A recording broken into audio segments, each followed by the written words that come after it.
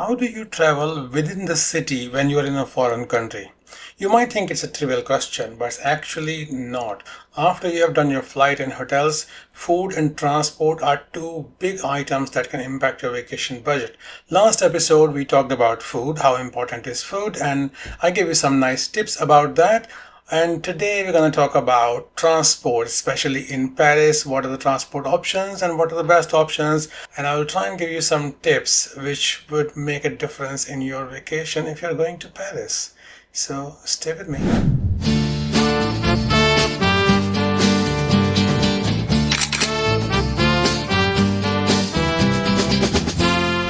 Hello again, this is Sunny and you are watching Sunny Escapades. We are talking about my trip to Paris, and in the last episode I gave you some tips and tricks about food, and if you have not watched that you should check it out, and you should maybe try and subscribe to the channel as well, because I do talk about all these stories from different cities and countries, and I try to give you some nice tips about photos, food, all those kind of things. And of course you can learn from my mistakes as well when I do the wrong thing. So this time let's talk about the Paris transport and also about food, because food is still important. Okay, so this day was I got up early. I usually get up early in the morning when I traveling. So just took a shower, went down to the breakfast about 8 o'clock, and by this time I was getting sick of two things. One was I was still already bored with the hotel breakfast, which is the continental breakfast, and for vegetarians there are not a lot of things that you can have in the continental breakfast. So still it was okay. So it was just good enough, like yesterday. And the second thing I was getting bored with was the stairs. So, Montmartre is a nice area. It's a scenic area. It's a lovely area for lots of different kinds of sites and all kinds of bars, restaurants, artist corner, a lot of things around there. But it also has a lot of those slopes, like uphill roads, and also a lot of stairs. So quite a few times I looked at the Google map and it's saying turn right. I said, no, I can't turn right. There are these 100 stairs. There's nothing else there. And then I'll find out, it's wanting me to go up those 100 stairs. But had to do it. Fortunately, I was not in too unfit a condition this time, so I was able to go up there without panting like a dog by the time I got to the top. And it was usually worth it, because if you don't take the stairs, then you have to take a very, very long route around to the same stairs. Okay, so from there, there was the metro station. After getting up those 100 steps, there was a metro station, and I wanted to buy a Navigo card. And anytime somebody gives you any tips for travels in Paris, they will tell you buy a Navigo card or buy a carnet. Carnet is like a bunch of tickets. Instead of buying one ticket, buy like 10 tickets in a bunch. Then you can use them all the time that you are there. It's not always a good advice, okay? I'm not saying it's a horrible advice, but depending on the duration of your trip there, it's not always a good advice. So I did go to that metro station where I wanted to get a Navigo card, and I knew how much it was going to cost. And then when I stood in the line, in the queue for a long time, about 20 minutes or so, got to the front, and then I had to speak French. Remember this? In Paris, even though it's like a metro city, it's a capital city, you would not find too many people who speak English. So have at least some rudimentary knowledge of French, at least a few words that you can speak. Even if you can't understand when they speak, because they do speak fast, it would still be useful if you can speak some basic French. Okay, because at least this is a je voudrais carnet, something like that, or something like je voudrais un thé, because they don't understand even basic things like tea or coffee. They might get it, otherwise cafe. Yeah, so remember that. But by the time I got there, the guy said, well, you need a photo. So you need to have a photo, like a passport photo, to put on the Navigo card that you're going to buy. I had seen that online that I needed a photo, but I was thinking like, oh, this must be old information because this is 2024. It was 2024 last month by the time. And it's like, everywhere where you have to get a photo for a rail pass or anything, they have a camera and they take a photo right there and put it digitally on there. Not in Paris. No, no, no, monsieur. Not gonna happen here. You have to bring a photo with you. Okay, so I thought about that because when I came back from the queue, I was like, okay, do I want to go to a photo booth and get a photo which will cost me about 5 to 7 euros, and then do I still want the card? Because remember, there's the card, and then they charge you an extra a few quid, like about 4 or 5 euros for the first time for the card itself. So if it's 32 euro card, it for like 4 or 5 days or a week, I think it's a week, and then you will pay another 5 euros on top of that for the first time you do that, and because you're going to be there for a few days only, so that's a waste of money.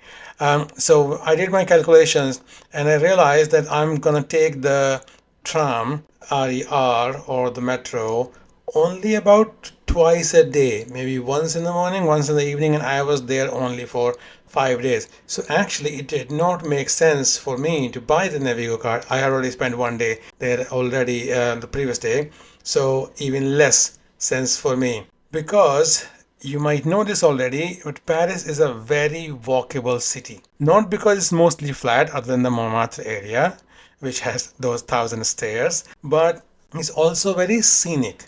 So most places you will go, you will find some malls, some galleries, the Eiffel Tower, the river, some museum, or just some nice nameless buildings. You don't even know what they are, but they look pretty. They are at least 2, 3 very big gardens, Jardin de Tuileries and the Jardin de Luxembourg. They are very big gardens there. And so there are so many things there that if you're walking for about a couple of hours, you would not mind it because it's like every place you will break your walk to take some pictures, to post, take some selfies. So it's really nice. And also, whenever you need food, you can find some nice corners or shops, some little shops in the side street where you can have a food like normal restaurants. There are creperies, there are boulangeries, there are cafes. So there are so many different kinds of options there. Again, another tip that I have for you is that for food also you should know some basic stuff like vegetarian if you're vegetarian, so that you don't get into trouble.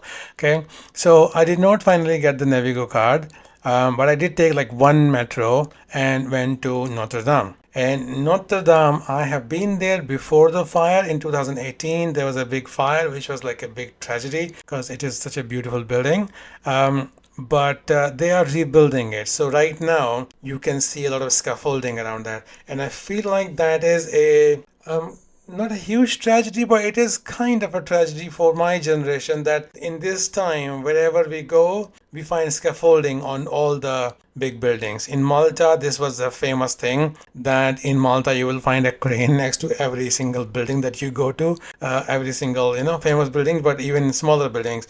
It looks like nothing is ever finished, and I think there's a tax on when the building is finished, so there's some of them are deliberately left unfinished with a crane next to it or scaffolding next to it as well. But yeah, Notre Dame has lots of scaffolding around it. It's got just the towers, doesn't have the roof. So if you walk around it, you can see that. And I did walk around it. It's like a big rectangle that you have to walk all sides of it. But again, it's a walk worth doing because on one side of it, on the main road side, there are lots of these shops where you can see little paintings. There was one painting that really took my eye. It was just a lady walking in a red trench coat and holding an umbrella. I think the umbrella was also red or yellow. I'm trying to remember now, but you can see that on the screen, I think. So you can't even see her face, but that had, it just looked so beautiful. It just looked so great. The brush stroke, the colors, it had a very big impact. So I think I tried to take a picture of that as well. So that was really good. If I had luggage allowance, I would have bought that and brought that with me, but no, not this time. So I walked around the whole thing and took pictures and took videos from every side. to kind of show you as to what this looks like. On the back side of the Notre Dame, there are very narrow passageway. There's a very narrow street, especially because there's scaffolding going on. There's a whole half the road is blocked with the building barriers kind of thing. But there are lots of those little cafes and little souvenir shops as well. So if you want to buy scarves or gloves or hats, berets, things like that, that's a good place as well. But don't buy it from there because the prices will be higher around there. Like I told you last time, anything that you buy in Paris, if you buy it next to a monument and next to a very famous place, prices are slightly higher. So anyway, so I walked around all of that and it was very, very crowded. But that's what Paris is. Paris is extremely crowded even at the best of times. Like even if you go out in the evening or late evening, you will find lots and lots of people around there. So one tip I have for you is if you're taking the metro, don't go in the morning rush hour or in the evening rush hour like 8 to 10 in the morning and 5 to 7 in the evening. Avoid the metro because it's rush hour, it's very, very crowded. And much as I love Paris, it's not extremely safe for things like pickpockets and scams. So you have to be on your guard when you're out in public. I was thankfully safe. I did not have any incident like I had the one in Rome. If you listen to that podcast, subscribe. But here I did not have that, but I did not travel in the rush time as well. I usually left late in the afternoon, like I left about 1:30 on this day and just went to there. One thing I realized on this day was that I had made a mistake by not bringing my gloves. I had bought these nice gloves which had a battery in them and they were very warm gloves from Amazon. And I had carried them the previous day, did not need them. And in this day, I needed them very, very badly because my hands were freezing. And when you're doing vlogging, then you need your hands for taking pictures and videos. But anyway, so I walked around there quite a lot, took a lot of videos. The crowd was absolutely insane. Nothing much to do around there, though, other than watching the crowd. I did not want to go in. I could not go in at this time anyway because it was sold out. Okay, so if you want to go to the Louvre or the Eiffel Tower, if you want to go up, if you want to go into the Notre Dame, you have to have your tickets in advance, maybe a couple of weeks in advance. So remember that all those tickets are available online where you can have like a jump the queue, skip the line kind of a ticket. So it's much better for you to buy the ticket, go there, and you will save a few hours in your vacation time. Each time it was like, if you can see the queue within this crowd on the screen, it was so long you can't see the end of it. So yeah, it was like a double or triple line because of that. So yeah, I did not try to go in, so I saved myself that time. If you want to go in, buy the ticket in advance. By this time, I was getting a little hungry as well, so I tried to find some food. And the Notre Dame is on one of the islands that Seine has, and there's this place called the Lille, the island. So I found a little creperie on there, went inside. It was quite a small place.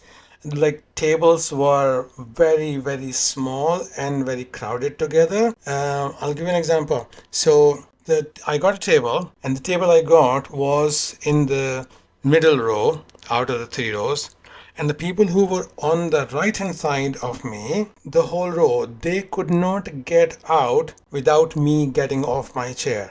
Okay, there was no space in there, so it was even more than London. Okay, but it was actually all right because it made for a little bit of a forced interaction with people, and the people who were on the right hand side table of me, they smiled and they tried to help me when I needed something as well.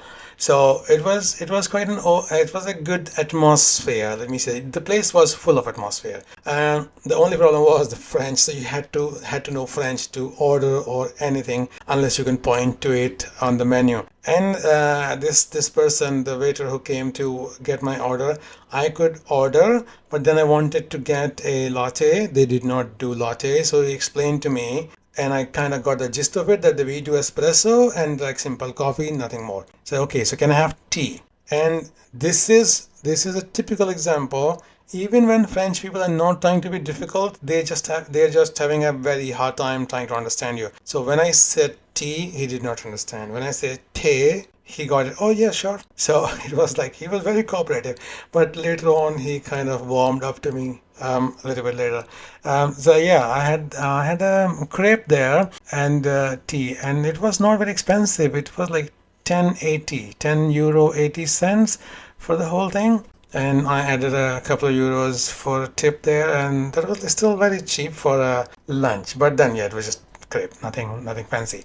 But I can manage that. I can usually manage with that kind of things. So I did some more walking around. It was quite cold, but I did, yeah, because I was on the riverside. I realized the next day that it was because of the riverside that it was so cold. So now I remember that I need to buy some t-shirts or something, some souvenirs. So I took a metro back to a place called Marcade. So I did some shopping there. I also bought a toothbrush because my electric toothbrush had broken down. And here I tried to give exact change. I had cashed in some. I had taken out some cash, a little bit, just to be on the safe side. And it was 25.70 the price of the toothbrush, 25.70 euros. And I gave the girl 20.70, and I counted each coin, and she was looking at my face, and then she was trying to explain to me in French, like cinq euro, and ultimately it dawned on me, yeah, 20.70, the 70 pence, the 70 cents is exactly correct, but I'm missing the 5 euro note. So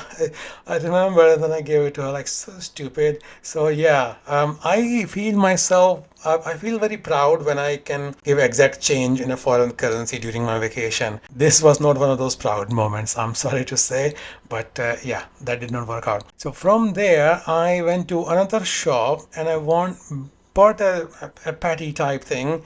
I don't know what the name was, and also bought a caramel cup, like a tiramisu caramel cup dessert. So, and also a vegetarian couscous type of thing. And this is one of my tips for you, even in Paris.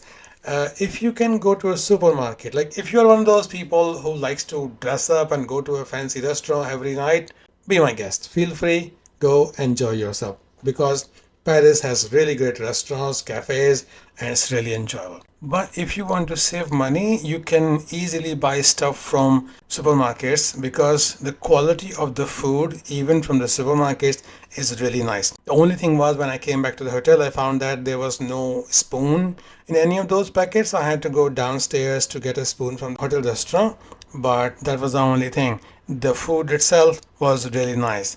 So yeah, so those are my tips for you. Be very, very careful on the metro, and don't travel on the rush hour. Don't always go rushing to buy a Navigo card or a carnet just because people tell you to. Do your own calculation. Paris is very walkable, so you will end up walking for hours and hours anyway. And if you're staying in the Montmartre area, then yeah, wear good shoes and be prepared for 1,000 stairs. So I'll stop here for now before you fall asleep on me.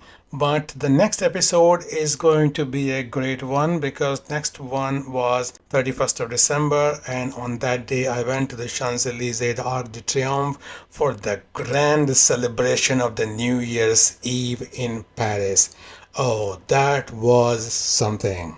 Okay, so if you have not subscribed, please subscribe so that you don't miss any of these wonderful episodes and you keep listening to my stories. Thank you very much for watching, and I'll see you in the next one. Have a nice week. Bye bye.